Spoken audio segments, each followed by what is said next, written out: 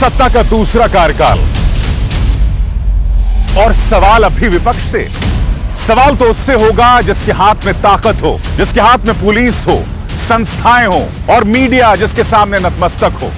सवाल तो उससे होगा ना। हम लेकर आए खबरों का एक ऐसा शो जिसमें सवाल होंगे सीधे, बेलाग और बेबाक उनसे जो सवालों से बचते हैं, जिनके हाथ में ताकत है। बेबाक सिर्फ द लाइव टीवी पर।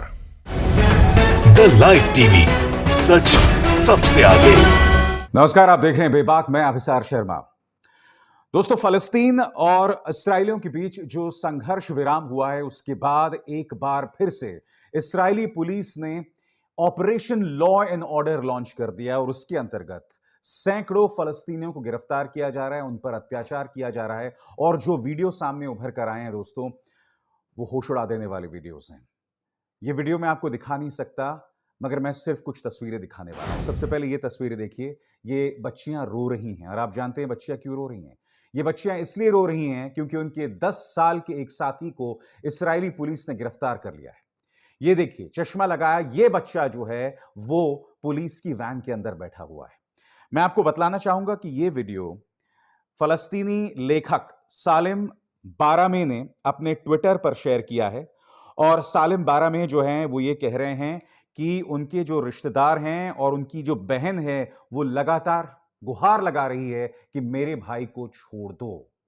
अगर सालिम बारामे की माने तो ये लड़की जो रो रही है वो उसकी बहन है। और इस तरह के ढेरों वीडियो सामने उभर कर आए। मैं आपको बताना चाहूंगा कि इससे पहले भी आपको याद है कि जो इस्राएली पक्ष ने हमला किया था फलस्तीनियों के, उसमें अब तक 278 लोग मारे गए हैं। 278 लोग मारे गए हैं, जिसमें बड़ी तादाद में औरतें और बच्चे हैं और उन पर भी जुल्म किया गया है। मगर यह मामला क्यों हुआ, मैं आपको बताता हूं।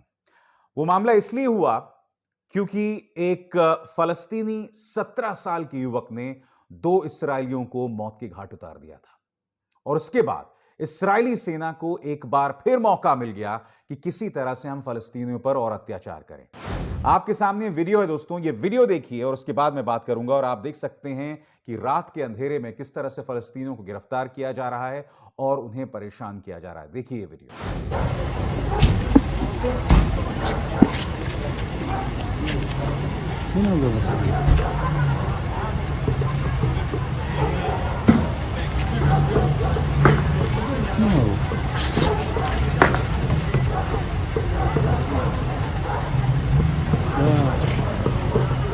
اليمام والله الجبل اللي جايين فيه صور الجبس هناك.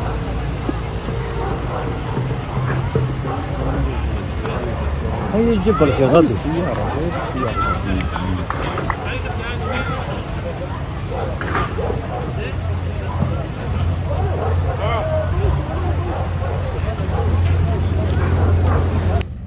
और मैं आपको बतलाना चाहूंगा कि यह मामला क्या है।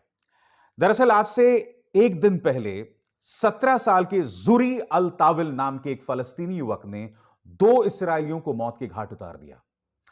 वो वीडियो बहुत ही ज्यादा डिस्टर्बिंग है, जिसके अंतर्गत एक इस्राएली के पीठ पे छुरा घुसा हुआ है और उसे बचाने की कोशिश की जा रही है। जो खबर फलस्तीनी मीडिया में आई है इस युवक के बारे में वो ये है।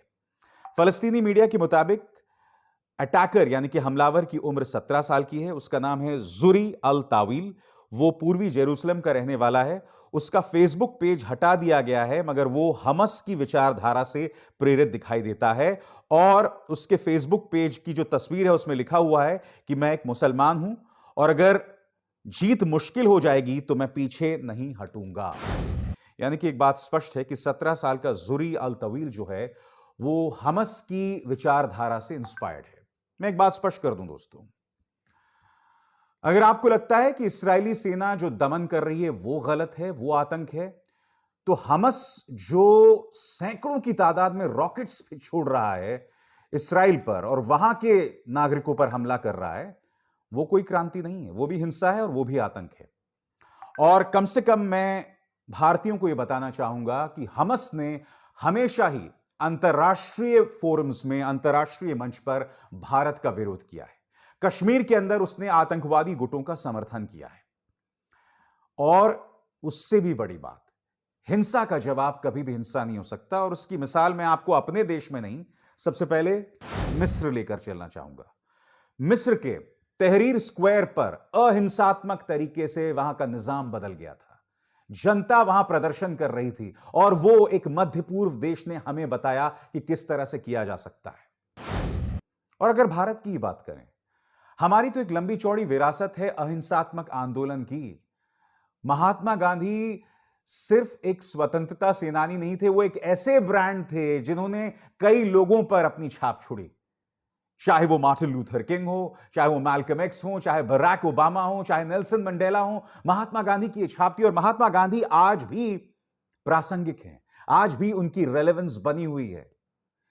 आज की तारीख में अगर आप मेरी इस बात को सुन के मजाक बनाएंगे और कहेंगे गांधी के कोई मायने नहीं है फलस्तीन और इसराइल में चल रहे संघर्ष की, तो मैं आपको बतलाना चाहूंगा, आप में और उन ब्रेन वॉश्ड भक्तों की सोच में कोई फर्क नहीं है।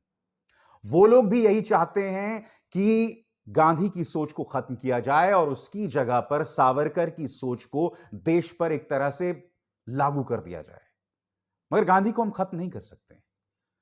और यही एक फलसफा हो सकता है इस संघर्ष में भी। मैं जानता हूं कि इसराइलियों और फलस्तीनियों में जो अविश्वास है वो बातचीत के जरिए भी हल नहीं हो रहा है, मगर जो मैं बतलाने का प्रयास कर रहा हूं आपसे कि हमस और फलस्तीनी जनता के बीच के फर्क को समझिए। हमस एक ऐसी संस्था है जो कहने को सामाजिक कार्य भी करती है, मगर वो एक आतंकवादी संगठन भी है। दूसरी तरफ फलस्तीनी जनता, उनके अधिकार, उनके साथ भारत सालों से रहा है। हम उनकी उस मांग को समर्थन करते हैं जिसमें वो अपनी जमीन का टुकड़ा खोज रहे हैं, वो अपना राज्य स्थापित करना चाहते हैं। भारत ने हमेशा से ही उसका समर्थन किया है। तो इसके फर्क को आपको समझना पड़ेगा। इस फर्क को हम समझें और साथ ही हम आलोचना करें इस्राएल के दमनकारी रवैये की, कि वो किस तरह से एक 10 साल के बच्चे को भी नहीं बख्श रहा है। मगर उसे बहाना क्या मिल गया? उसे बहाना यह मिल गया कि 17 साल का जो जुरी अल तवील है, उसने उसके 2 नागरिकों को मौत के घाट उतार दिया।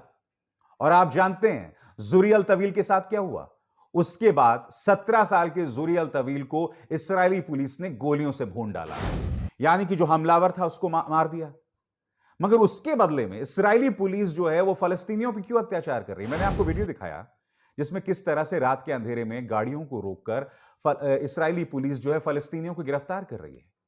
इस तरह का नजारा हर जगह दिखाई दे रहा है इस वक्त, और इसलिए कहने को युद्ध विराम है, मगर हालात अब भी वहां पर बद से बदतर हैं। बेबाक में बस इतना ही। अभिसार शर्मा को दीजिए इजाजत। नमस्कार। द लाइव टीवी, सच सबसे आगे।